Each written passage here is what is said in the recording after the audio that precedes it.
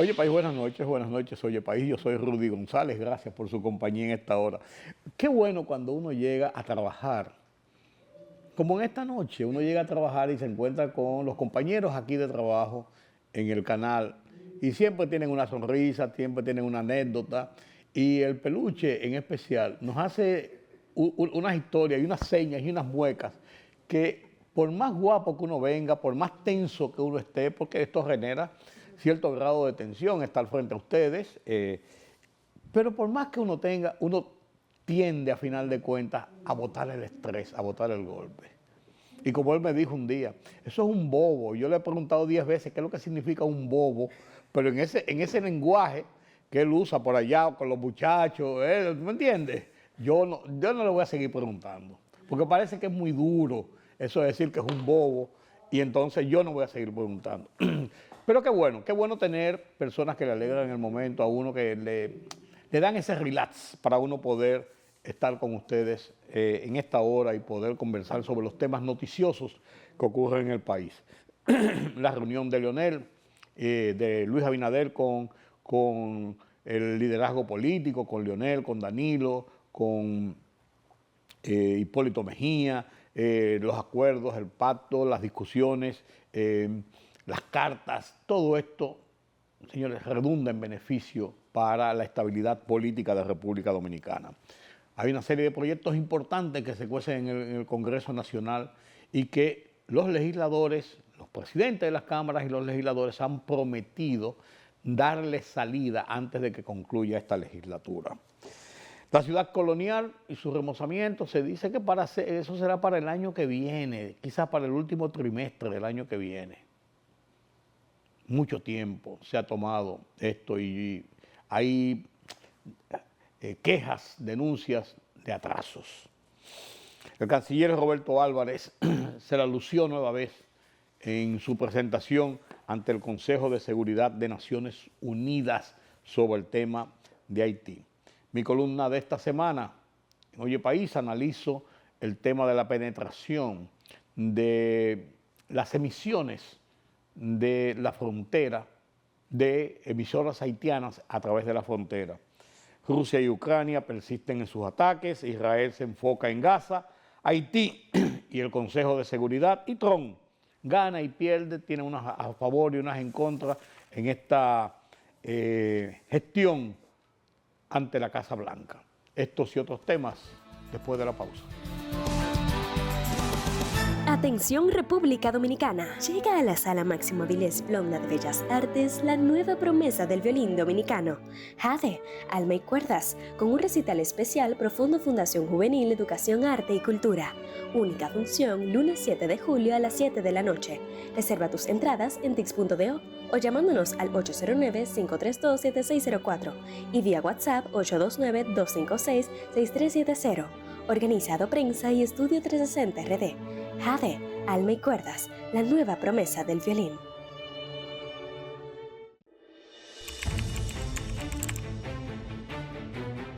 Periodismo de investigación, columnas, opinión, análisis, reportajes de fondo.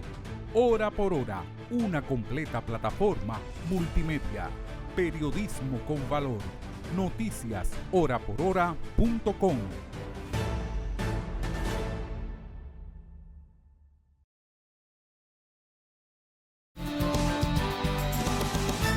Desde que en el mes de mayo se reunieron el presidente Luis Abinader, el expresidente Leonel Fernández, el expresidente Danilo Medina y el expresidente Hipólito Mejía, en una reunión en el Ministerio de Defensa, marcaron un precedente. No se habían reunido los líderes políticos todos juntos en procura de un tema en común, un tema nacional en común, en este caso, el tema Haití. El tema Haití y los peligros que encierra la situación dramática que se vive en Haití, hambruna, desestabilización política, económica y social, un estado de violencia que ha provocado, se habla de más de 4.000 muertos en los primeros 4 o 5 meses de este año, y la peligrosidad que el éxodo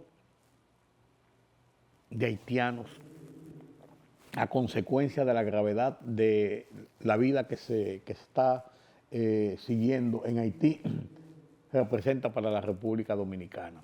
No solamente la peligrosidad por las bandas, por todo esto, sino además por lo que encierra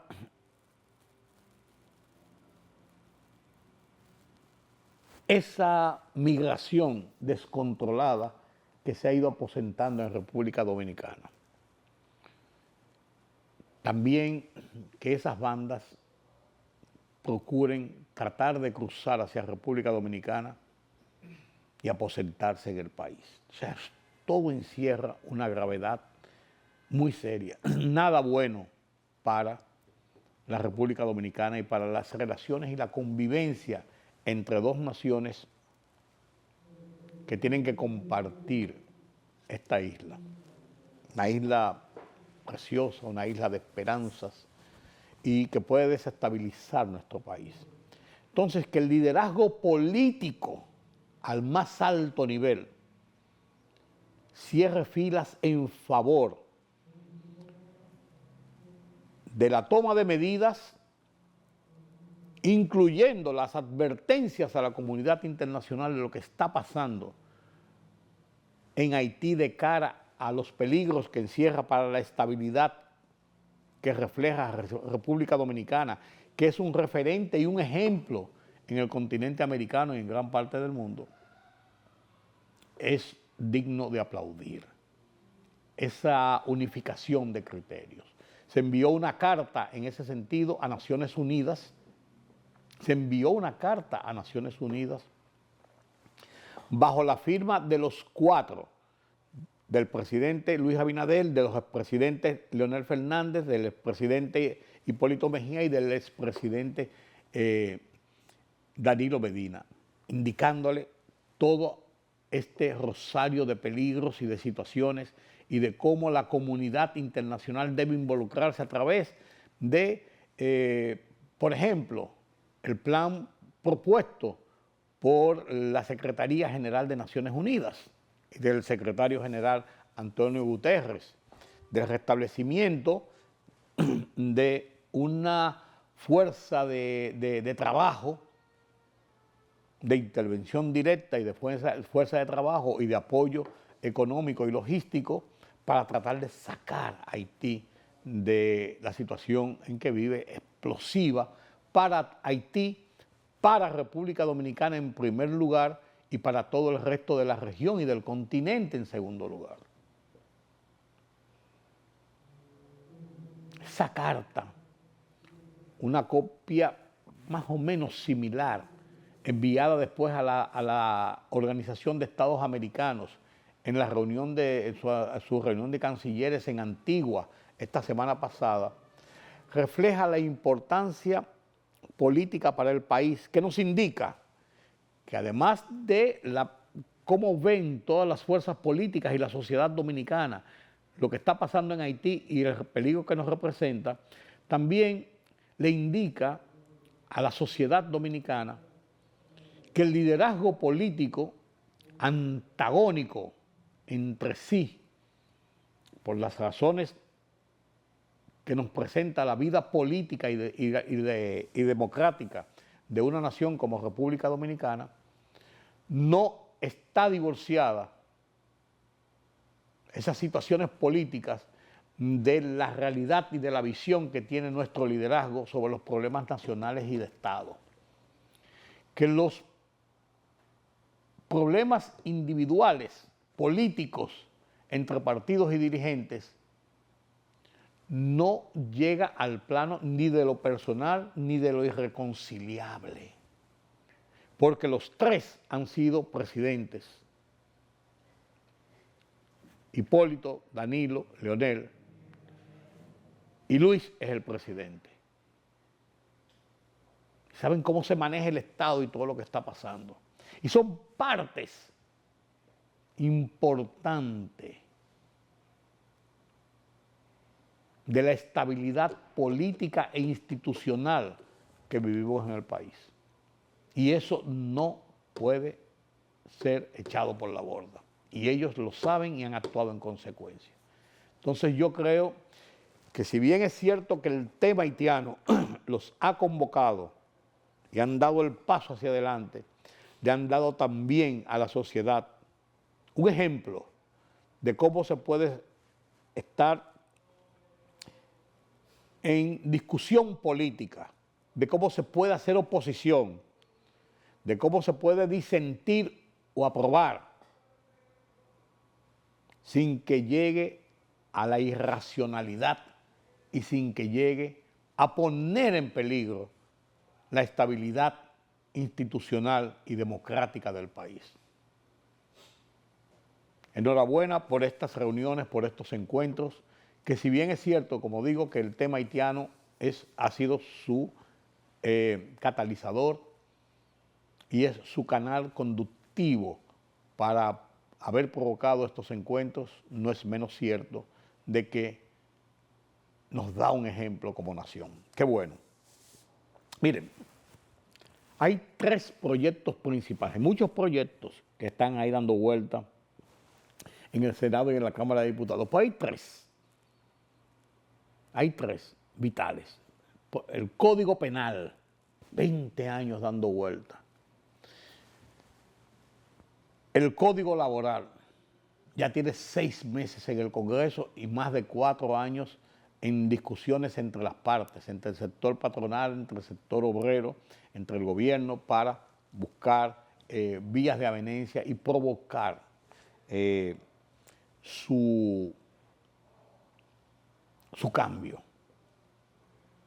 Y ahora últimamente nos está también la ley de prensa.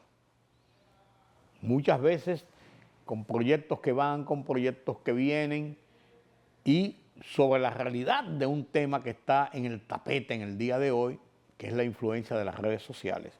Y como último entra un proyecto sobre el etiquetado frontal en los productos de comercio. Todos tienen un cordón umbilical a final de cuentas, similitudes. El Código Penal empantanado por el tema de las 3 causales y la despenalización del aborto que algunos pretenden. El tema del aborto ha sido el nudo gordiano de este proyecto. Se han puesto de acuerdo los legisladores y la sociedad y todo el mundo en muchísimas, en la generalidad de los puntos que contiene ese código. Un código que es el código napoleónico del siglo XVIII, del siglo XIX.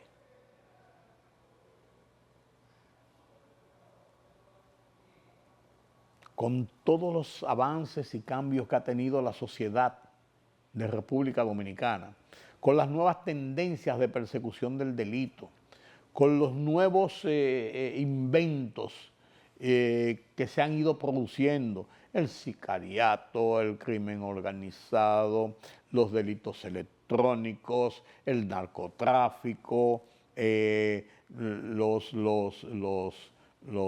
¿cómo se llaman? Los fraudes bancarios, el uso del internet y la tecnología para estafar. Hay muchísimos delitos que están paralizados y no han podido establecerse nuevos mecanismos de persecución de esos delitos y de aplicación de justicia, porque este código está detenido por el problema de una sociedad que se ha dividido en 2 partes, uno que quieren que se despenalice el aborto y otros que quieren también que se mantenga la prohibición del aborto, que es una prohibición constitucional.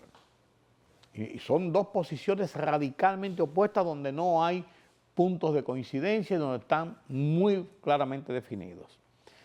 Y yo vuelvo y digo que mi planteamiento es que los legisladores han sido irresponsables porque lo que tenían que hacer es tomar una decisión. ¿Lo aprueban o lo rechazan? ¿Sacan las 3 causales y hacen otra ley o la dejan fuera? ¿O la entran y sancionan sobre ella? Pues tienen que tomar una decisión. pues le tienen miedo al paredón mediático, al paredón de la sociedad.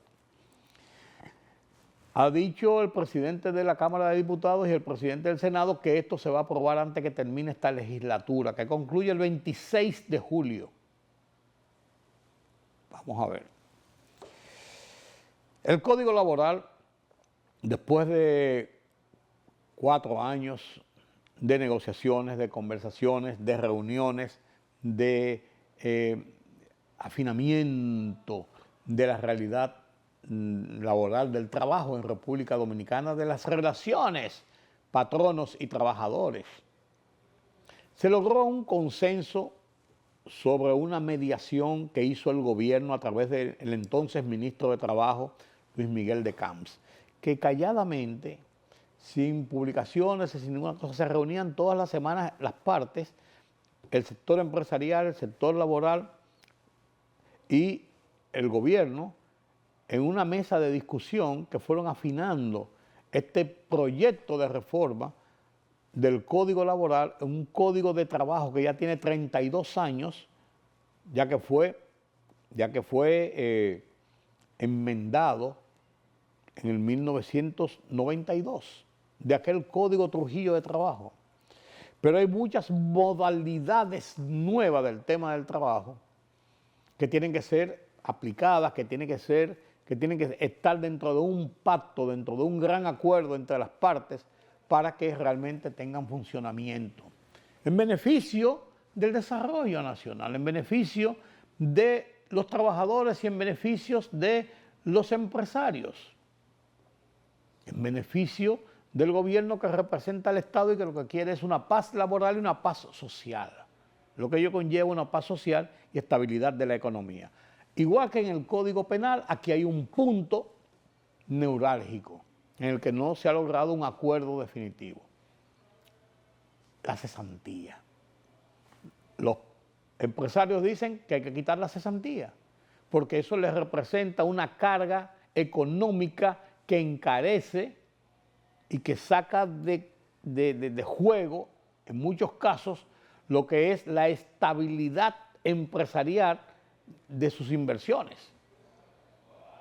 Y los trabajadores dicen que la cesantía es la garantía que tiene el trabajador de que cuando lo despidan, si es que lo despiden, tienen que entregarle un bono, un dinero, por el tiempo acumulado que ha dado a la empresa en cuestión. Como no hubo un acuerdo, el gobierno sometió el proyecto, porque esto lo sometió el gobierno, de reforma del Código Laboral y dejó el tema de la cesantía tal como está actualmente para que sea discutido en el Congreso. Se han buscado fórmulas de que si hay se quita la cesantía y se hace un seguro laboral de despido, si se llega hasta un tope, hasta ahí se puede cumplir. Se han buscado varias fórmulas. No ha habido un acuerdo todavía, pero los legisladores dicen que tienen puntos de referencias ya y que le van a dar para adelante a ese proyecto y que antes de terminar esta legislatura, el 26 de julio, el Código Laboral será aprobado. Lo mismo ocurre con la ley de prensa. Tenemos años y años para modificar una ley de 1962, que es la ley de prensa de expresión y difusión del pensamiento. Una ley que fue un calco de una ley de 1986 de Francia, una ley de prensa, una ley obsoleta totalmente. En un mundo que ha cambiado tanto con el ejercicio de la prensa, televisión, la radio, la introducción de la tecnología, el internet, las redes sociales, las plataformas internacionales, el desarrollo de la televisión. En este país hay 100 y pico de canales que ofrecen las prestadoras. 100 y pico de canales de televisión y hay 200 y tantas emisoras de radio. No es lo de 1962, que eran 2 canales de televisión que comenzaban a trabajar a las 12 del día y cerraban a las 9 de la noche. Así era, señores. Pero además de eso, la ley necesita tener, no es una ley de control de prensa, porque la Constitución es muy clara, en el país hay plena libertad de prensa sin sujeción a censura previa. Un ejercicio pleno. Y en el país se practica la libertad de prensa. No hay una política de Estado sobre el ejercicio de la libertad de prensa. No la hay. Desde hace muchos años en República Dominicana. Hay choques y encontronazos entre el funcionariado, entre el ejercicio del poder en diferentes áreas, desde el sector público y del sector privado, pero no hay una política encaminada a coartar la libertad de prensa. Partiendo de ese hecho es mucho más fácil consolidar las otras partes. Una de ellas es las formas de manejar el tema de la difamación y la injuria. Porque así como yo como periodista tengo la oportunidad aquí de pararme y decir lo que yo quiero en ese pleno ejercicio de libertad de prensa, usted, si se siente ofendido de una forma directa por una injuria, una difamación que yo cometa en su contra, usted tiene también el derecho, a demandarme explicaciones por este medio o mediante los tribunales y resarcir el daño provocado. Esa es una de las cosas. Pero el cuello de botella en esta ley ha estado en el tema de las redes sociales. Uno de los instrumentos más beneficiosos para el desarrollo de la sociedad en el mundo, la tecnología, las redes sociales, las comunicaciones. Señores, antes usted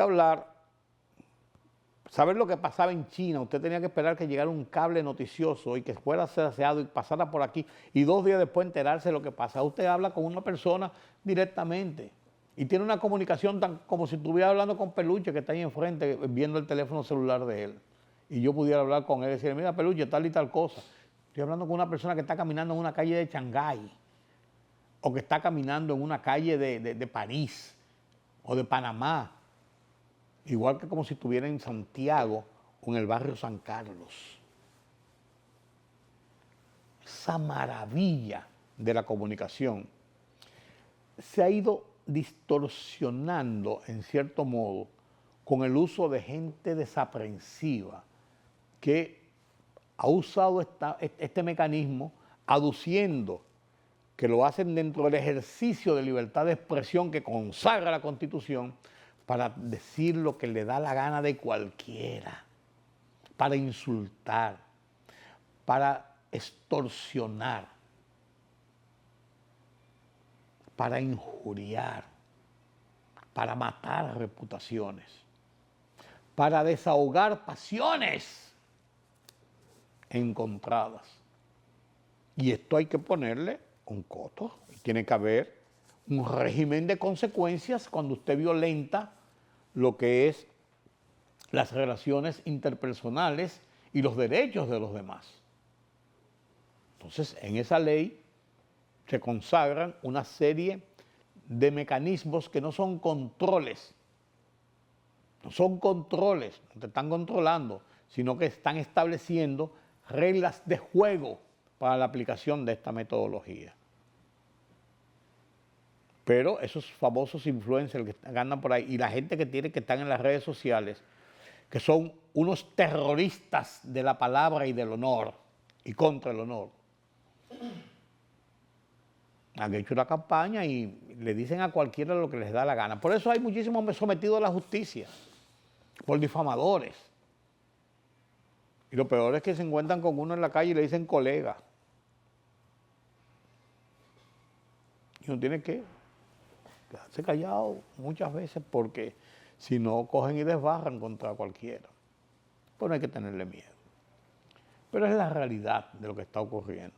Entonces el proyecto va avanzando, está en una comisión y hablan de nuevo los senadores y diputados diciendo que próximamente este proyecto va a salir y va a ser aprobado para tener una ley nueva, una ley moderna, una ley que establezca las reglamentaciones de ese ejercicio de libertad de expresión y de prensa de que goza la República Dominicana. Ojalá, digo yo, ojalá que esto sea así. Ojalá que esto se cumpla. Ojalá que esto se cumpla. El Indotel ha planteado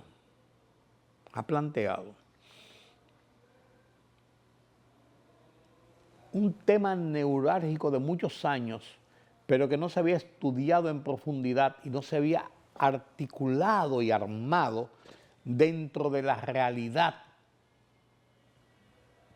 que su influencia ocasiona al ejercicio de dominicanidad, a la convivencia y a la realidad que viven nuestras poblaciones a lo largo de toda la zona fronteriza y zonas aledañas, por la penetración de las emisiones de emisoras que se registran en Haití y en creol a través de música, de mensajes, de programas, nos bombardean con sus costumbres, con sus influencias, con su modo de vivir y generan en todas estas horas, cuando no confusión, una distorsión de lo que es nuestra dominicanidad.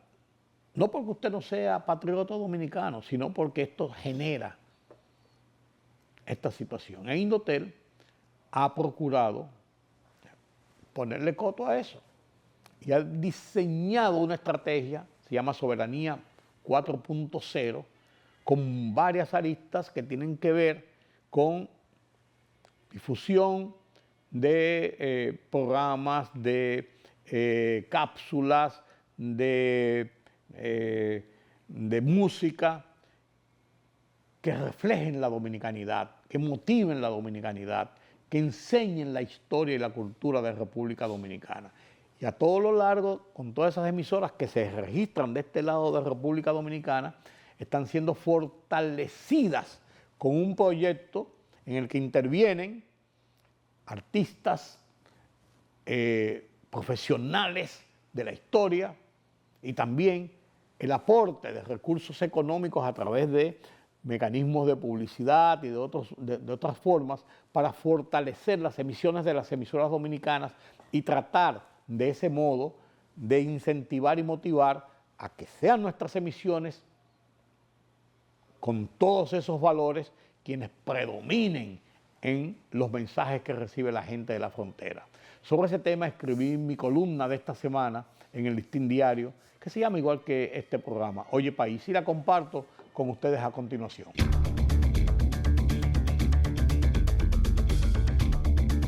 La penetración de las transmisiones de radiodifusoras haitianas a las comunidades y residentes del lado dominicano a lo largo de la zona fronteriza de sur a norte es motivo de alta preocupación de las autoridades que han lanzado a través del Instituto Dominicano de las Telecomunicaciones, Indotel, el programa denominado Soberanía 4.0, que procura mitigar las interferencias del espectro radiofónico nacional que provocan las emisoras del vecino país.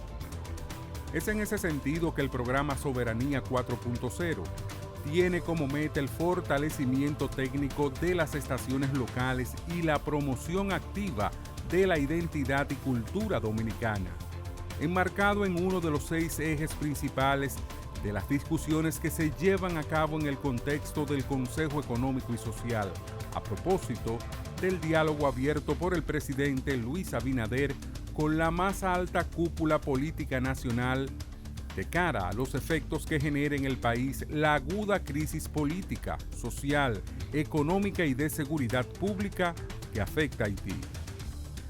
El programa que lidera Guido Gómez Mazara, presidente del Consejo de Directores del Indotel, es apoyado por los Ministerios de Defensa, Cultura y Educación.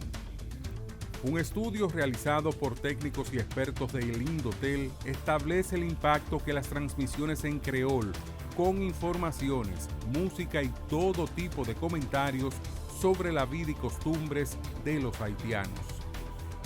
Esas transmisiones llegan directo a los habitantes de las 5 provincias dominicanas limítrofes: Montecristi, Dajabón, Elías Piña, Independencia y Pedernales, así como en otras de las inmediaciones como Santiago Rodríguez, San Juan de la Maguana y Bauruco.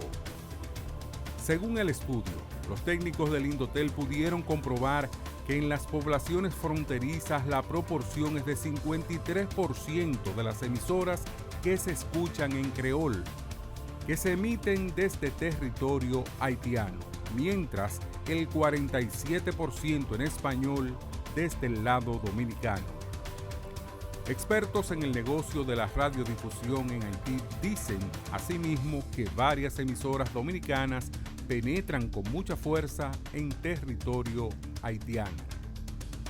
Una gran cantidad de emisoras dominicanas instaladas a lo largo de las comunidades fronterizas se ven copadas por las transmisiones que provienen de las estaciones haitianas. Las emisoras dominicanas instaladas en las comunidades fronterizas no tienen la potencia ni los equipos idóneos que les permita difundir sus programaciones sin ser interferidas por emisoras haitianas, que transmiten en creol y con contenidos social, de la cultura, música e informaciones de todo tipo provenientes del vecino país. Soberanía 4.0 incluye entonces spots que proyecten la cultura, la música y el espíritu dominicanista.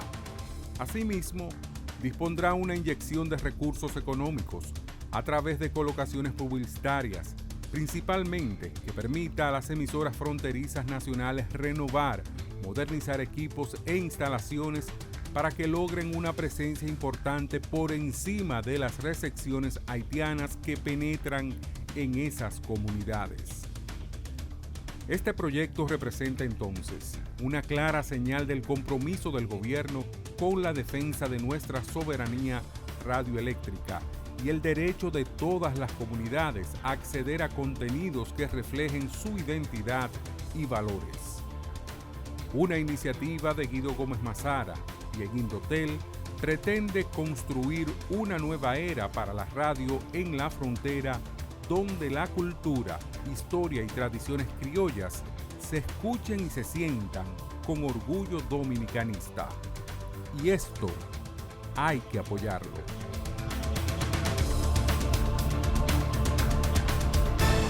La libertad solo reside en los estados en los que el pueblo tiene el poder absoluto. Por el respeto a los valores democráticos y la dignidad del pueblo dominicano, El Rumbo de la Tarde, plural, objetivo, comprometido siempre con la verdad. Con Georgie Rodríguez, Rudy González y Ramón Colombo. Los poderosos ya están en el aire.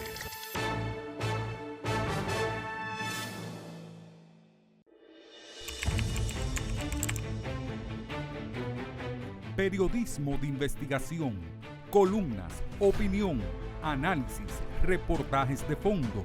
Hora por hora, una completa plataforma multimedia. Periodismo con valor. Noticias horaporhora.com.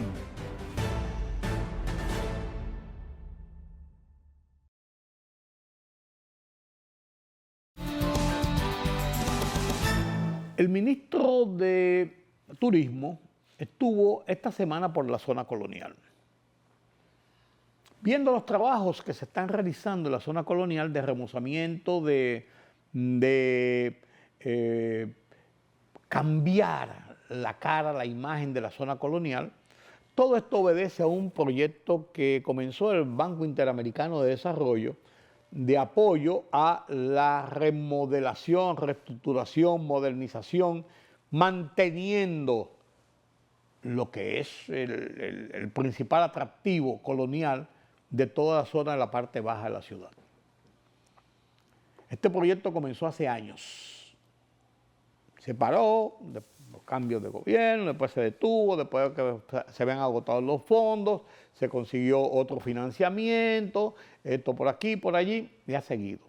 Sin embargo, en los últimos 6, 8, 10 meses, casi un año, la ciudad colonial es un caos, porque está prácticamente abierto al mismo tiempo muchas áreas de trabajo Se están adoquinando las calles, se están ampliando las aceras, se está soterrando el cableado, se están remozando muchas viviendas y muchos monumentos coloniales, pero el tema va lento, lento, lento, lento, y la ciudad colonial es uno de los principales atractivos turísticos del país. Yo nací en la zona colonial, y cuando hablo de la zona colonial hablo con nostalgia, con mucha nostalgia.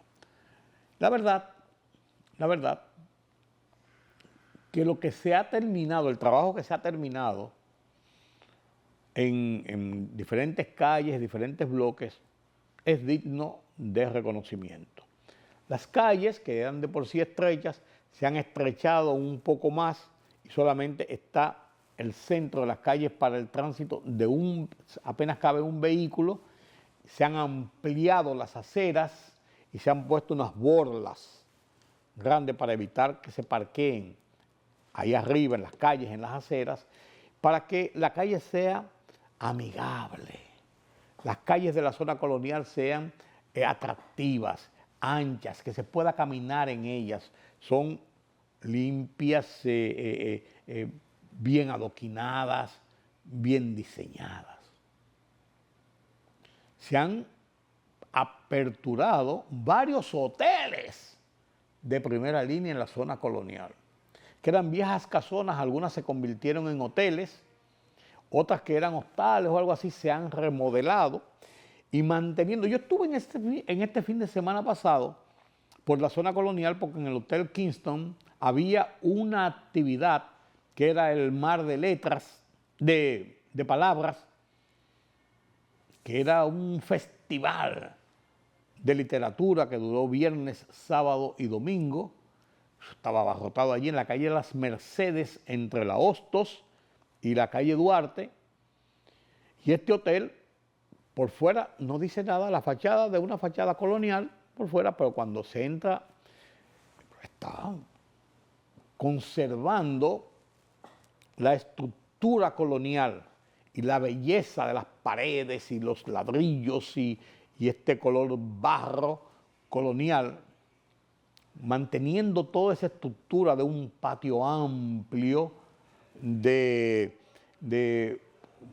trazados muy bien hechos con madera de caoba pura.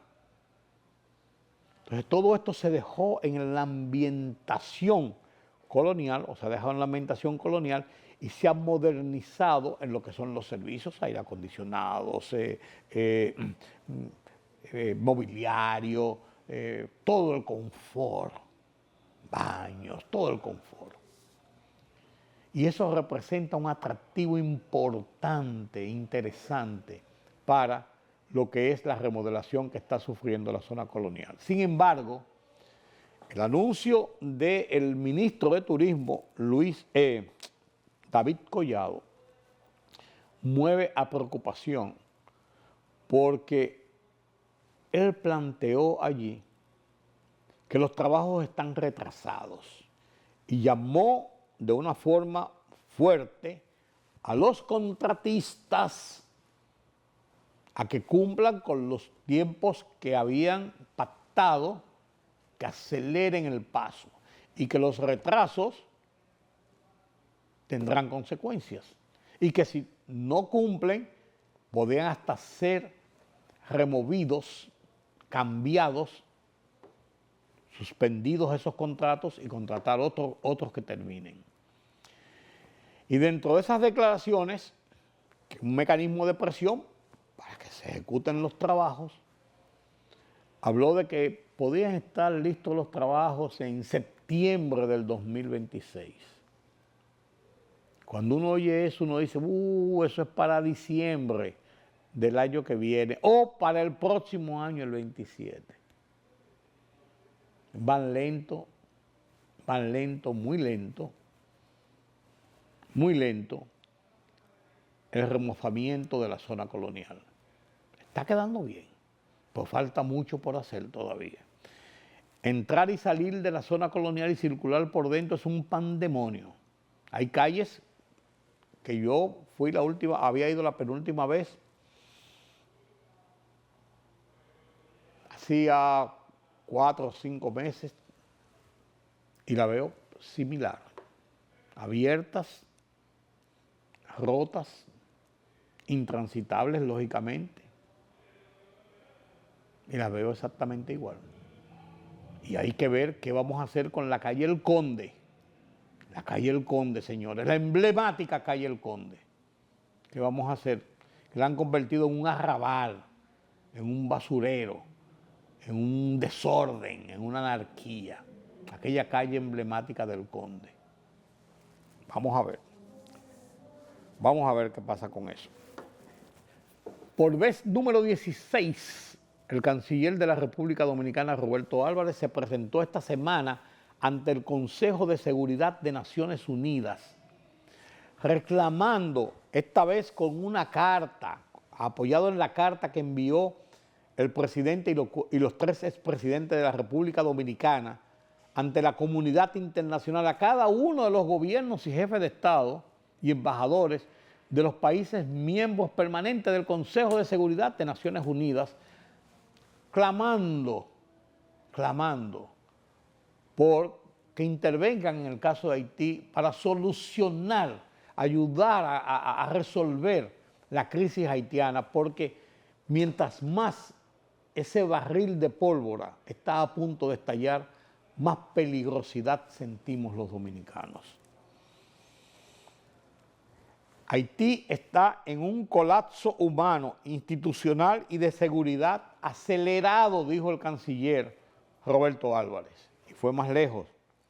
La situación ya no admite ambigüedades. Diciendo a la comunidad internacional que es lo que están esperando, por Dios, que ese volcán estalle y nos inunde a todos de su lava de violencia y de inestabilidad que podrían desestabilizar nuestras naciones.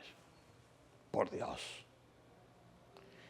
El canciller Roberto Álvarez, muy pausado, un hombre que ha ganado prestigio en Naciones Unidas y en la comunidad internacional en su ejercicio de 5 años al frente de la Cancillería Dominicana, no cabe dudas, y de eso voy a hablar más adelante, en otro programa. Hizo el planteamiento con firmeza, con un discurso bien articulado, bien llevado, bien manejado, para ver qué va a hacer esa comunidad internacional. Se creó una mesa de trabajo nueva sobre Haití, presidida por un mexicano, un embajador mexicano, que ojalá tenga efectos sobre esta crisis del vecino país. Les comparto estas palabras del canciller de República Dominicana ante el Consejo de Seguridad de Naciones Unidas y con ello concluyo mi emisión de esta noche aquí en Color Visión. Esto ha sido Oye País. Yo soy Rudy González. Pasen un feliz resto de la noche. Nos vemos en la próxima. Los dejo con el discurso del canciller. La situación en Haití no admite ambigüedades.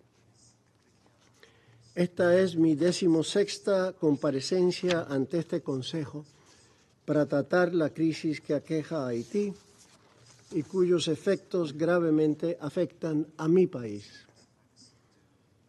Mi permanente presencia aquí es una muestra de la importancia que el gobierno y el pueblo dominicano atribuyen a esta dramática situación que aflige al pueblo haitiano y que de forma incesante sigue desbordando sus fronteras. El reciente informe del secretario general sobre Haití es contundente.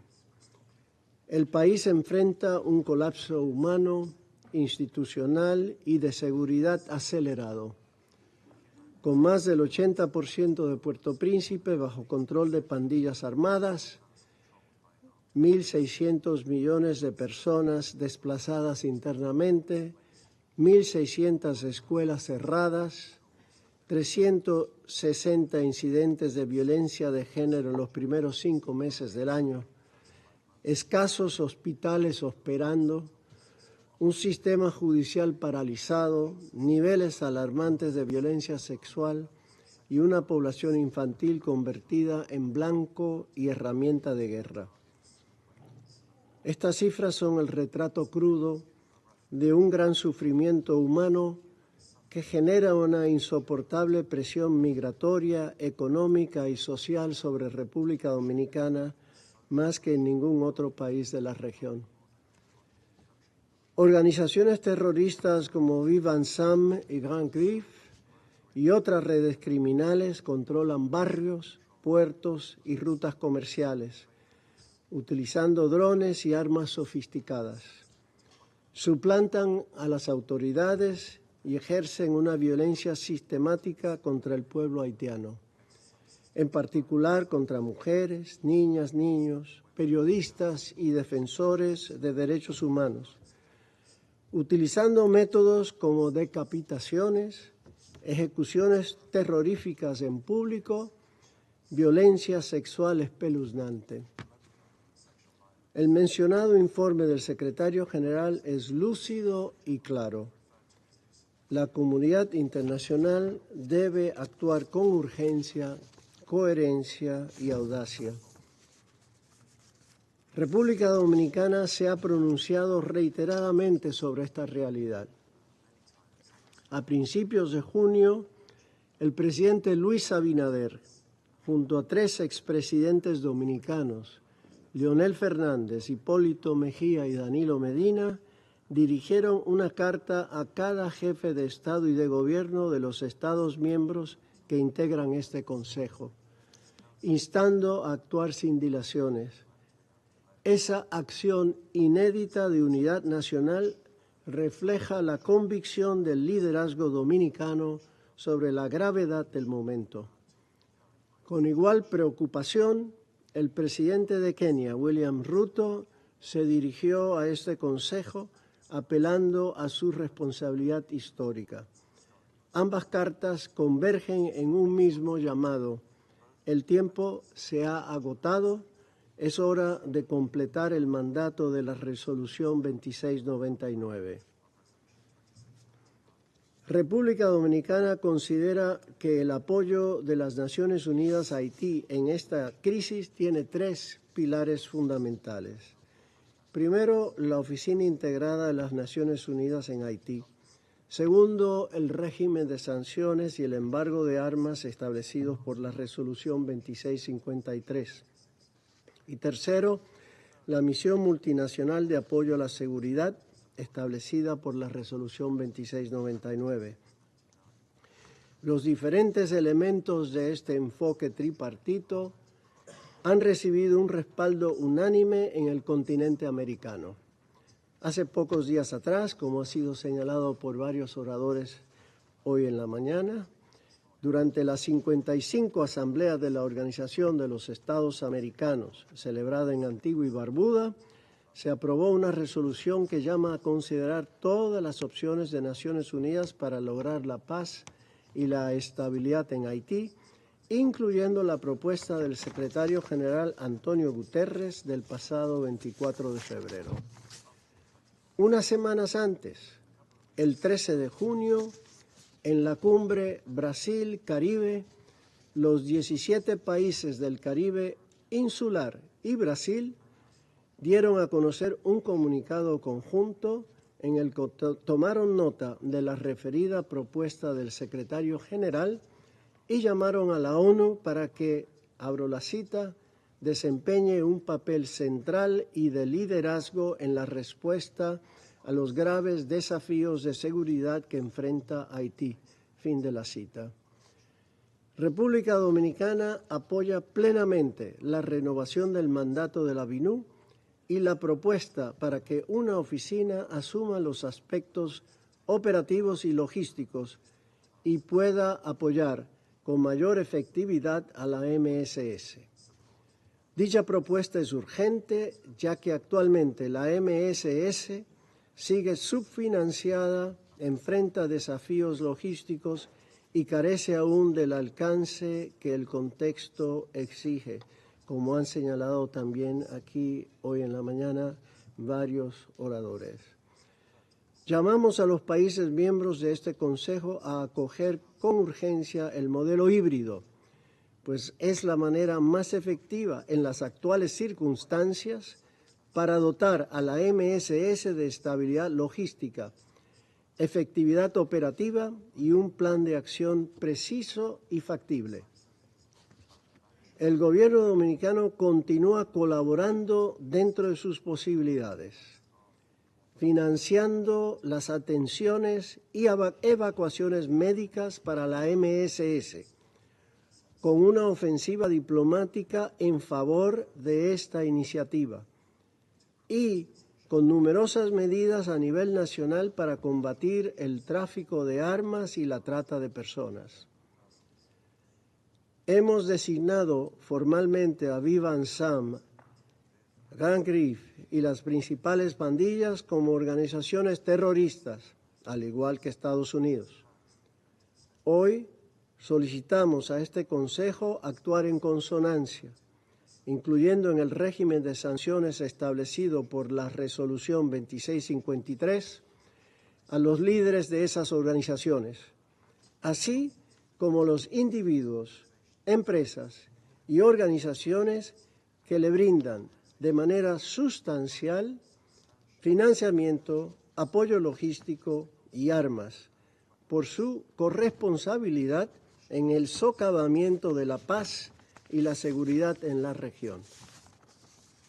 Señor presidente, en estos momentos complejos para esta organización, para el mundo, dado los múltiples conflictos y guerras que desafían la capacidad de acción de la comunidad internacional, el mundo clama más insistentemente por una señal de unidad y esperanza. Haití puede ser uno de los puntos de partida para que las Naciones Unidas construya, junto al pueblo haitiano, una salida de su prolongada crisis. No para imponer una visión, sino para construirla junto al pueblo haitiano. Colegas, la crisis política e institucional de Haití es tan grave como su aspecto humanitario y de seguridad. En apenas 7 meses, el 7 de febrero próximo, el Consejo Presidencial de Transición debe entregar el poder de acuerdo a su documento constitutivo. No parece factible que ante el escenario de seguridad y de división política en Haití se puedan cumplir los plazos para la celebración de elecciones que incluyen un referendo constitucional. Sin entrar en asuntos internos de la política haitiana, es menester hacer un llamado al liderazgo de ese país vecino a impulsar un renovado pacto moral y político basado en el bien común de su pueblo. Esa es la contrapartida necesaria para lograr el acompañamiento efectivo de la comunidad internacional. Señor presidente, renovar el mandato de MINUSTAH y fortalecer la misión multinacional de apoyo a la seguridad no es únicamente una necesidad operativa. Es una reafirmación de la credibilidad de esta organización y un acto de coherencia con los principios en que se sustenta. Es sobre todo un acto de justicia para el pueblo haitiano. Lo que hagamos o dejemos de hacer por Haití marcará el legado de este Consejo. Muchas gracias.